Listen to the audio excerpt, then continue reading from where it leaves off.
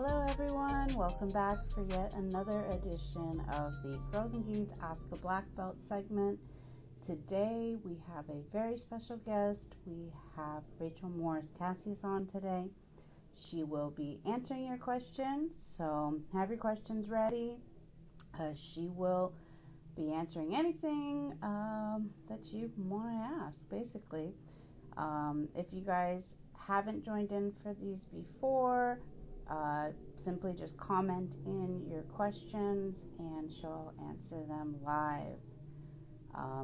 If you don't know who she is, she's Tennessee's first female black belt to win any major IBJJF title. She runs her own academy with her husband. She's a lawyer as well. And let's go ahead and get her on. How are you? I'm doing well. How are you? Oh, things are going along. I know, right? So I did a little bit of an intro. I would love for you to tell us a little bit more about yourself, so that everybody watching can get to know you a little bit more. I'm Rachel Morrison Casias.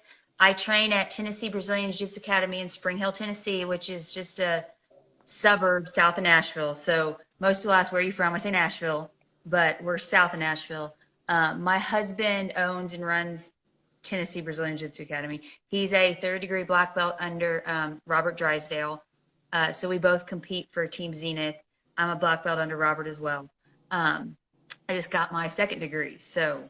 Oh, congratulations. Thank you. I had a student ask me, she was like, is it still exciting to get like stripes in your black belt? I'm like, it's more like I'm not dead yet and I haven't broken everything. So, like it's every 3 years and then every 5 years. So, it's not as cool, but it's definitely, at least you're still making progress and showing up. So, we have two kids, one 10-year-old and one 7-year-old, little boy and girl. And I'm an attorney by trade. That's what I do. I've actually retired now, though, so I'm sure we'll get into that later. So, Excellent. I've been doing jiu-jitsu since 2006-ish. Really started at the beginning of 2007, when my fiance at the time, we'd moved to Colorado to take care of his mother, and he opened a gym there, which is now my husband, not a different person. I really started taking jiu-jitsu then, so like the beginning of 2007. So what was it that kind of that kind of attracted you to jiu-jitsu? What got you in that? I went into a gym to do Thai boxing because I had boxed in the Marine Corps.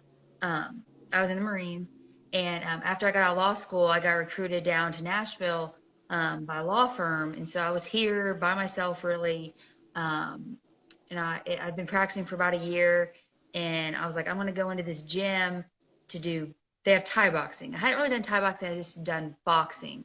And I went in there, and the Thai boxing instructor was Ray, my husband. That's how we met. And they also did jiu-jitsu. And I was like, that looks silly. They're rolling around on the ground. Like, I didn't know anything about it. I was like, what are they doing? They're in pajamas. Like, that's not for me. It really wasn't until we moved out to Colorado. We dated about 6-7 months, and then his mother got ill. We got engaged. We moved out to Colorado to help take care of her, and we started a gym out there. I was like, well, I'll do jiu-jitsu, to help. And I had like the old school red gameness gi, like the thick, super thick. Like they only made like 3 sizes, and it was too big, And then I was like, well, this is kind of fun. I can choke people. So, that's how I kind of fell into it because I was supporting my soon-to-be husband. But then as soon as I got my feet wet, I left boxing and Thai boxing behind. And I've only done jiu-jitsu for at least the last 10 to 12 years. So. Wow, awesome.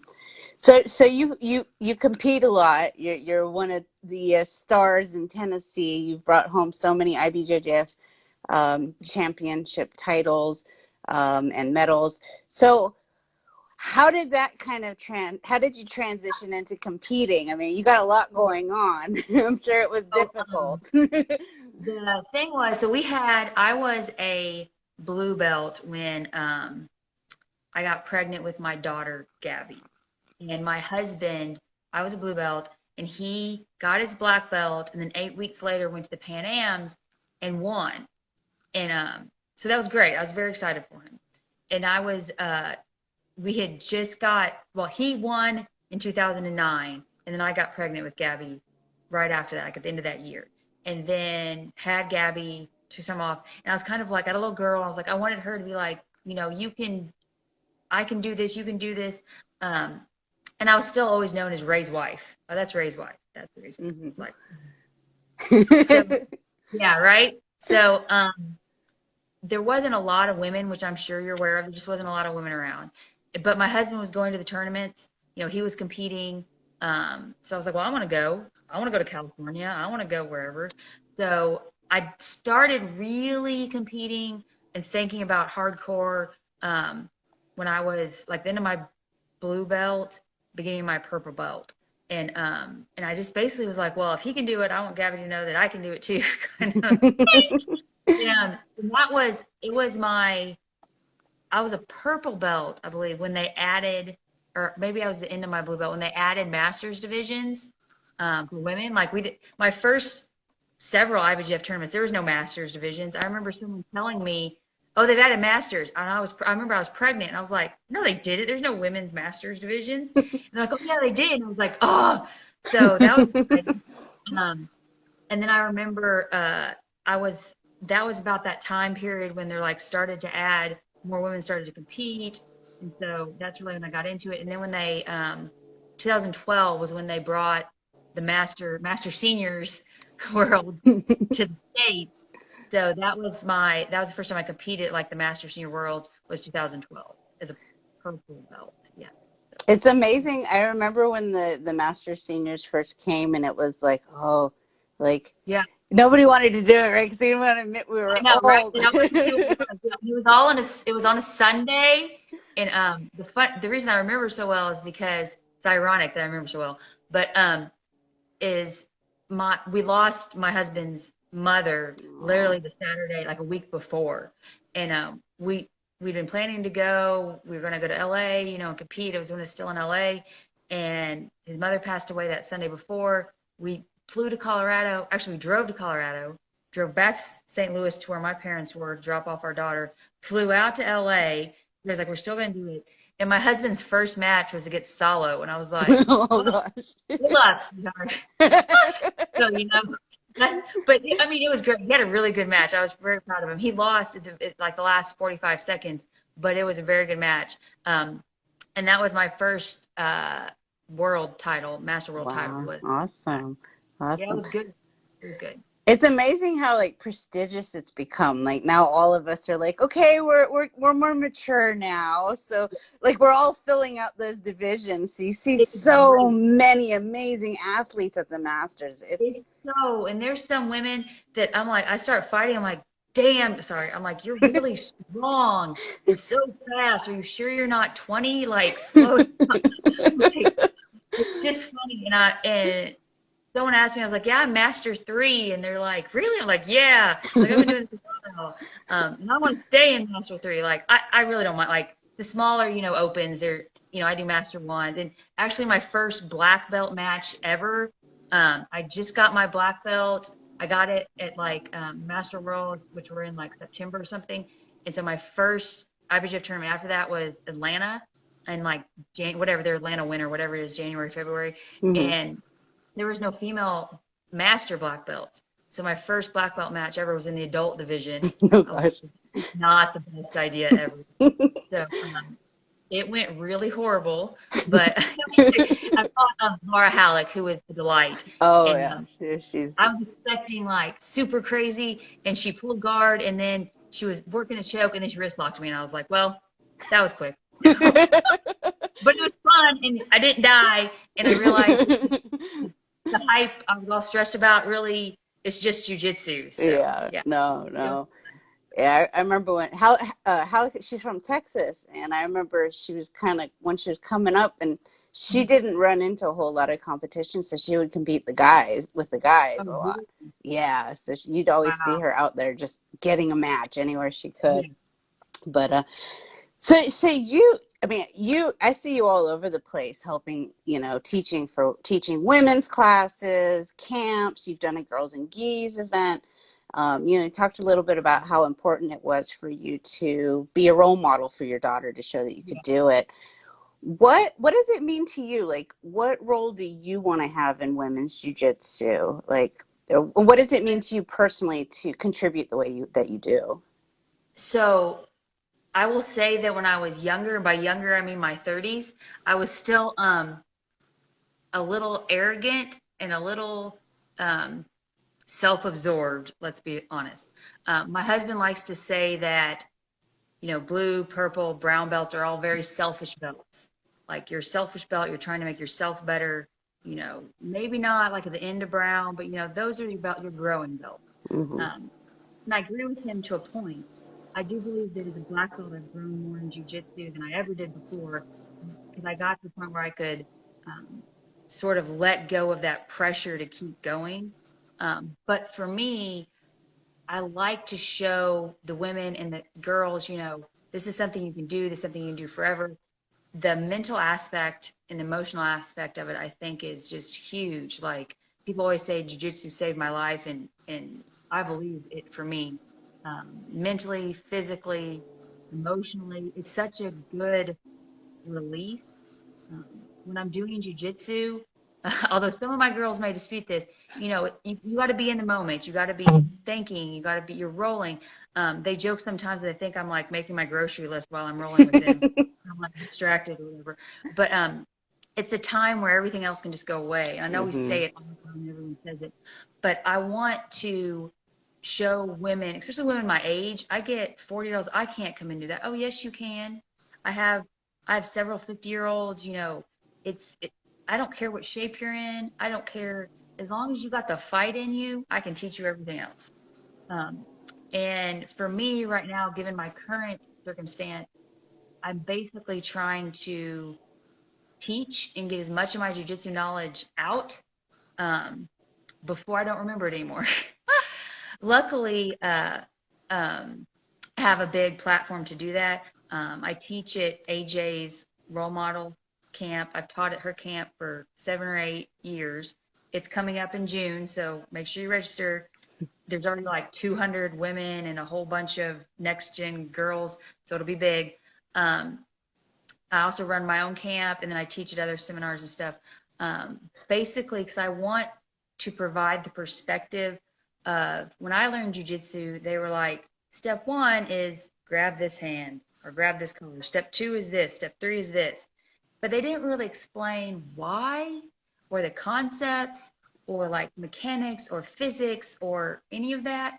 And I like when I teach conceptually in that, okay, even if you don't have this particular grip, how can we make this sweep work if we have a particular pivot point or we have certain leverage?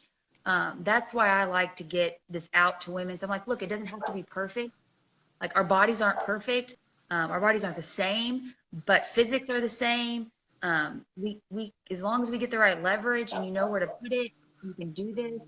Um, and I really just like showing these women that they can have something for themselves. And I'm talking more about, women not like 20-year-olds. I have some very great 20-year-olds and they're fantastic. I'm talking more 30, 40, 50-year-olds um, that, you can have something for yourself. It's not just you're living through with your kids, you know. I see that mostly a big difference. Like my daughter's on a competitive gymnastics team, and man, those gymnastics moms, I love them. I got a lot of friends on there, but they're intense and they're very much into their kids' thing, and I get it. And I've really tried to get some of them to come in the gym. I'm like, you need something for yourself, Hmm. like for you alone. And that's what I'm really trying to push is some positivity about not only like body image, but just personal growth. Like it doesn't stop when we become moms or when we hit 30 or 40 or whatever. That's sort of why I'm on this journey right now.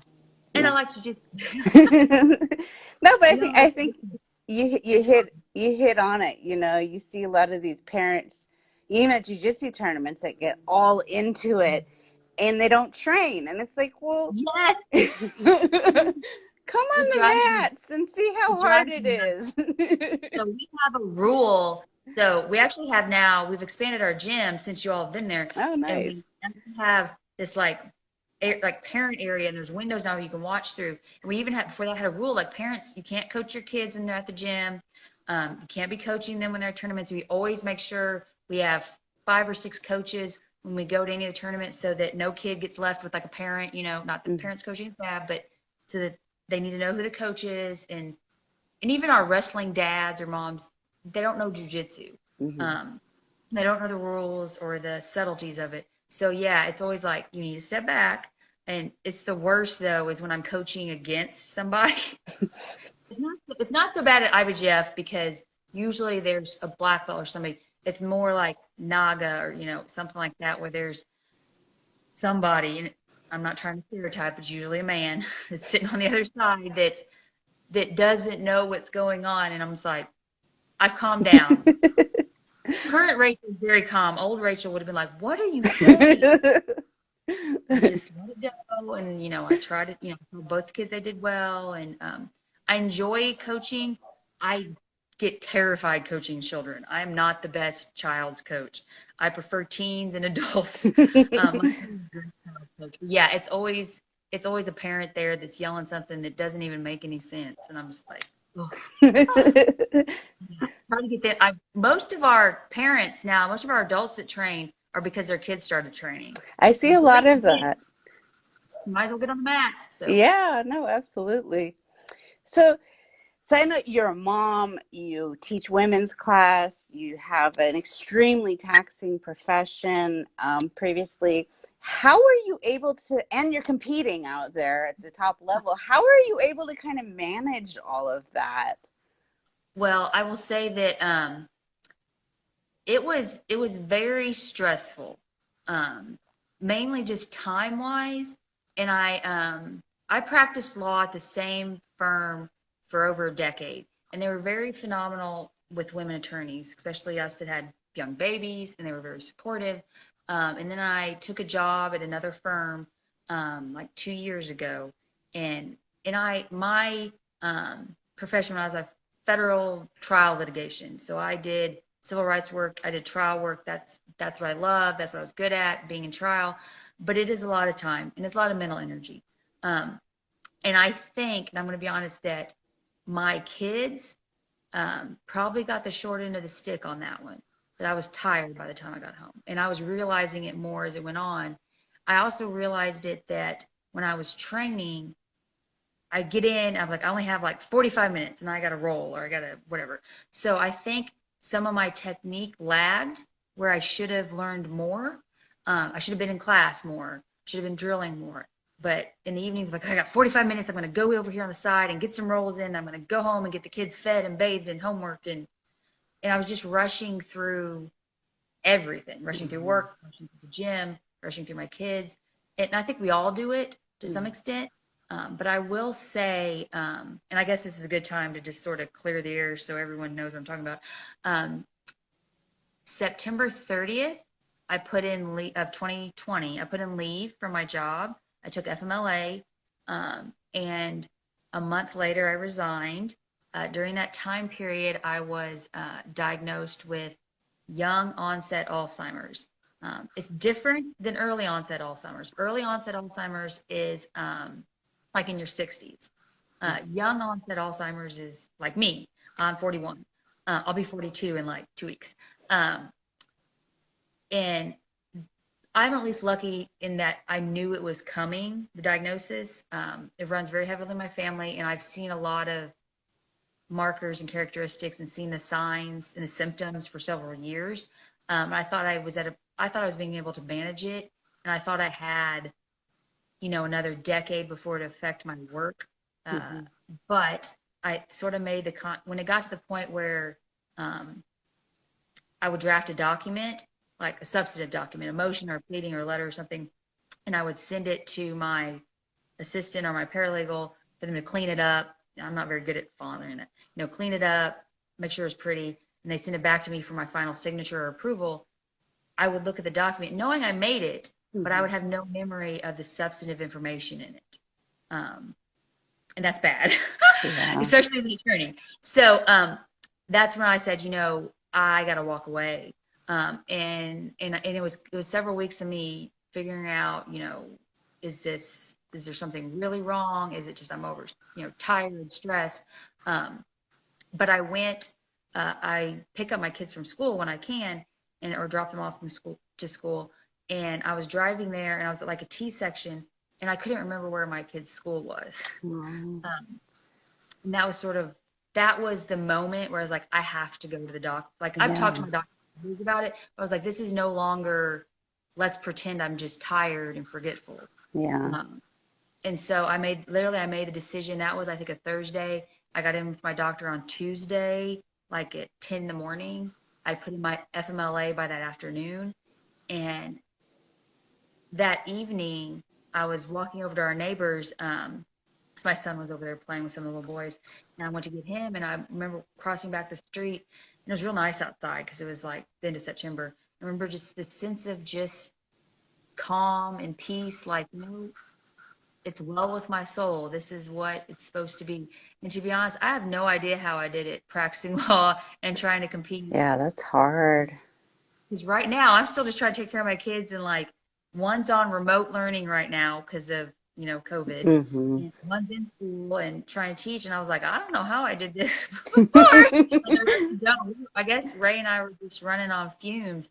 But yeah, I have the utmost respect for all the working moms that are just working women in general, not just moms, working women in general who also are trying to compete and everything. Because it's not, I tell everyone, I go, this isn't how we pay our bills. I don't make my money competing. I compete because I like going to LA or Florida, and that I was real upset that, to be honest, that they put the Masters back in Vegas. I was like, I really like Florida. I liked it when they were in LA, but I like Vegas, but there's no ocean. Like, I there's know. always sand, there must be some water, right? So, um, but yeah. So to answer your question, your original question, I don't know how I did it. I Yeah. survived on a whole lot of Pepsi and soda and junk food. So one of my girls was like, I'm gonna get on and ask a question about your diet. I was like, don't you dare. I haven't seen it come across. So. Good. Because I am very much, I'm better now, because they say that sugar does can affect my dementia, my Alzheimer's. Ah. Um, So that is something that I take into consideration now more. I'm not saying I don't drink soda, because I do. I don't drink as much as I did, but I am eating better more because I have a goal to make sure that I can at least remember and get both my kids to adulthood knowing who they are. So that's Yeah. my goal, which Houston is 7. So I have 11 years really. And right now I don't, like, I remember them. I'm not senile. I can drive my car, I teach, but there are days that are worse than others. Um, but that's just the way it's going to be. But if I didn't tell anybody, they probably wouldn't know that I have Hmm. Alzheimer's. They may think that, oh, well, we had a conversation last week. I wonder why she doesn't remember that. Yeah. That sort of, I You have. announced it. Go ahead. Oh no, I was just gonna say you have such an amazing, positivity to where you're at right now. With such a heavy diagnosis. How has jujitsu in any, a lot of people say jujitsu kind of prepared you for life. Has jujitsu at all kind of helped you prepare to evolve to this is my reality and this is what I have to do to, kind of go through life? And in jujitsu, it's all about the fight. You just got to keep fighting. If you're underneath, you got to keep fighting. My husband for Christmas got me a really nice. AJ had given me when I was at her camp last year. One of the sponsors or someone did swag bags, and I had a necklace that said "Everyday Pojada" on it. And my husband had a really nice one made, like a sterling silver, and had it engraved, and then RC squared on the back because that's sort of our um, patch because it's Ray Casias and Rachel Casias squared. So he had that put on the back, and that's sort of where I'm at. And I everyone's like, aren't you scared or aren't you sad? I'm like, I'm not. Like, it's like, tell people it's well with my soul. I don't know how else to say it. Like, the only time that I really The only thing that I don't fear forgetting my kids, because when I get to that point, I won't remember, right? So my focus right now is letting them know. I want them to know how much I love them right now and spend as much time with them right now. And I want them to remember me like Mhm. this, Mhm. not, if I don't know who they are. That's my biggest concern, not the other way around. Because I will remember them. I'll just remember them at this age. I won't maybe recognize them when they're in their 20s. So there's that, and because my husband is such a great man, he is going to be there, and maybe there'll be a point that I probably don't remember him. That'll happen probably before the disease takes me, but he's some days he's upset about it, but I told him, I was like, it could be years, it could be 20 years, before any of this gets to that point. We just don't know. I'm just probably someone my age, even with young onset, they don't get the diagnosis as early. I was Mhm. just well aware of the symptoms because I'd seen it through family members, and because it was so obvious in my job. Mhm. I had to keep track of in defense litigation, you have to keep track of like every 6 minutes of your day for Oh billable wow. hours. Yeah. Yeah, for 16 years, I billed out at a rate every 6 minutes. So that's a very tedious thing. And a lot Yeah. of the research I've done since then, they've said that probably accelerated my Alzheimer's. Oh Um, wow. and I'm like, well, that's crappy. But Yeah. again, there's nothing like when I was 20, is my soda habit what caused my Alzheimer's? Is it I carry the two genetic genes for Alzheimer's? Is it that? Is it, lack of sleep? Is it, my tedious work before? You can't, you just can't focus on that. I'm Yeah. just focusing on, like I said, the next 10, 11 years to get my kids to be adults. And yeah, that's what I I think jujitsu helps me with that. I'm at peace when I'm doing jujitsu. Um, and again, I want to get, I joke to my girls, I want to get as much of my jujitsu knowledge out before I forget it. So we got like, couple years and we got to get it all out. Um, Back to, I said that one of my students, she's a purple belt, she asked me when I got my second degree, if you were cool or it's exciting. And I told her what I'd said before, but I said, I guess it is a big deal. I go, I'll probably get my third degree, which will be another 3 years. I go, more than likely, I won't make it to my fourth. Um, my initial diagnosis was 5 to 7 years. Before that the disease took me. They've changed that and they've taken that limit off of it after I've had more tests. Mhm. And they've sort of changed my subcategory under it. Um, but even if, I'll be around everything, but I don't know if in 8 years I'll be doing jujitsu at that level. I'll be engaged. I don't know. So I told her, I go, yeah, it is a big deal because I'll probably only have one more, which will be exciting. Um, and I told her, I was like, y'all are just you'll see when the tide starts to turn. Um, I can tell every once in a while if I'm not paying attention, but for the most part, my jujitsu has remained the same. Um, and my doctor said it's because I see several doctors now, lots of Mm. doctors, so many doctors. Mm. Yeah. Um, I well, know because I'm that one. also, right? Exactly, so many doctors. So the thing is, because I'm young, even young for young onset Alzheimer's, I'm a prime candidate for all their clinical trials. So I'm Oh. hoping to have a big day of tests in June, and then I think I'll start a trial at Vanderbilt here in Nashville for some hopefully new type of drugs, medication. Again, there's no cure for Alzheimer's. Mhm. There's a book by Dr. Bredesen. This says the end of Alzheimer's, and he's done some breakthrough research about different things you can do to stop it or slow it down. It's just not something they've had any breakthroughs for Yeah. in the last years. But it's just funny listening to some of my girls because they're like, "You remember this?" I'm like, "Nope, don't remember it at all." And they're like, "Are you joking?" I'm like, "I'm joking a little bit." Well, at least you can have a sense of humor about it, right? You have Oh, to dude. stay So I'm getting a positive T-shirt and made. I'm getting a t-shirt made that says, I forgot, please remind me, like on the back. And um, I'll be teaching or I'll be saying something and I'll make a joke, like, yeah, like, my memory's bad these days or something. And everyone's like, and I was teaching a class up in Clarksville, up at Fort Campbell, which is in northern Tennessee, southern Kentucky, Uh-huh. um, at one of my husband's affiliates. And I went there, I was teaching, and this is just like a month or so ago, and I was like, "Hey," and I was teaching a triangle. I don't know, one of my triangle setups. And I was like, "Oh, at least I think I remember this is how it works." And they're all like, oh. I'm like, "I'm just kidding, like, it doesn't offend me, like none of Yeah, that yeah. bothers me. You just got to laugh at it, And I was telling some of my friends the other day, I was at the gym, and I was like, I would be lying if I said that I haven't once or twice when my husband asked me to do something and I didn't really want to do it. I just said, "Oh, I forgot."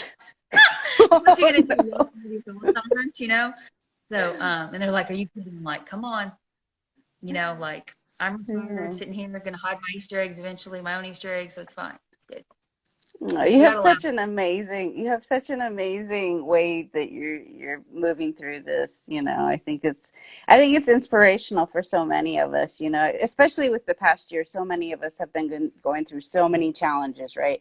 And we get fixated on the dark aspects of what we're going through. So it's hard to find that laughter or that Just positivity in it. So you have you're such an inspiration in so many ways, but I think that's phenomenal that you're able to be I, who you are right now and have to well, I deal with such appreciate a heavy diagnosis.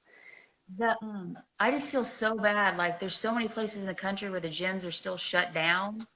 And jujitsu is such an outlet for so many mental health issues, and even people who don't talk about it, even the guys who don't talk about it, it's still such a release for this daily stress, the daily grind, and whether or not you think that affects your mental health, it does. Hmm. And I can tell, like even we were only shut down like a month, and we've been up and running back since the beginning of May last year. So, Tennessee's been wide open. But I know that a lot of our friends who lost their gyms and a lot of friends who can't train, like I can't, I had a baby at purple belt. I had a baby at blue belt and a baby at purple belt. And, it was hard enough not being able to train and seeing everyone get better and, Hmm. while I was pregnant and afterwards. But to not be able to do anything, like literally shut down, stuck in your house, I feel so bad for a lot of the people. Um, like I'm in a lot of those women's groups and I don't post very often, but I'm always reading stuff. Um, they're like, we're still shut down. I haven't trained in a year. I haven't, and it just hurts my heart because there are days like I need to go train or mommy's gonna murder you. Bye bye. Like you're adorable. You look just like me, but I need to go to the gym. So yeah, No, yeah, I just got back on the mats after a year off, and oh my I saw gosh. your post. I was like, I forgot how horrible it is when you first Oh, come back. you're like everything hurts. I'm Yeah. tired. Yeah, Yeah. can't Oh, breathe. Yeah. yeah, I can't breathe. Oh, but well, I want to go ahead and kind of close out with this. I mean, I think I think like someone posted it, legends never die. So whether or not, you remember what you remember in the future, I think that we will all remember you and all of the contribution that you've done. So you're leaving behind an amazing legacy. In your own words, in your own perspective, what do you want that legacy to be? What do you want to contribute to the jiu-jitsu community?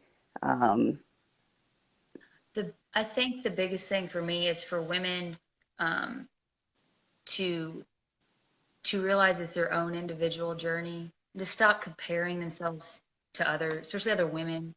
Um, AJ Klingerman, she has on the back of some of her restaurants says, "Not your competition."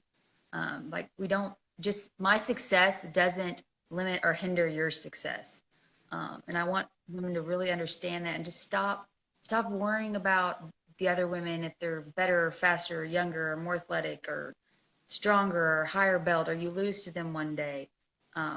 That's not about it. Fix your crown, fix your neighbor's crown without saying anything, and enjoy it, because I can say, it's gonna come to an end quicker than you think it is. Um, but I'm gonna ride it. I joked with our doc. My husband tore up his knee on Tuesday again. So I said, I plan on sliding in my grave, beat up as hell. I go, I may not remember, much, but I'm gonna, keep fighting. And I told my girls, like, there'll be a point where I may not remember everyone, or where I may not be in the gym, but just remember me now. Like, this was me happy and something else. I don't want the memory of me in 10 years to be what they gravitate towards. So the next 3 to 5 years, I'm going to put everything I have back into jiu-jitsu and my kids. And so if anyone has any questions, I am technically on Instagram, although I'm never really on Instagram. I have an account, clearly. So I'm on Facebook, and if anyone ever has a question or is here training in Tennessee, stop by. We have an open door policy. So come in and train if you want to. Awesome. Well, thank you so much for taking the time to do this. Thank you for sharing your story. And, I'm sure there's people out there who could really use your support and your inspiration and your words of wisdom, because you have such an amazing, phenomenal perspective, just as a whole, young onset Alzheimer's aside, you're just an amazing, wonderful person. And you've done a lot for all of us. You too, of course. Like, I'm so glad that you're healthy and back to training, and it's great. So I think 2021 is going to be a better year for all of us. I hope so. I hope so. Fingers crossed. Excellent. Well, thank you so much for doing this again, and we will talk soon. You take care. Bye. Bye, everyone. Bye.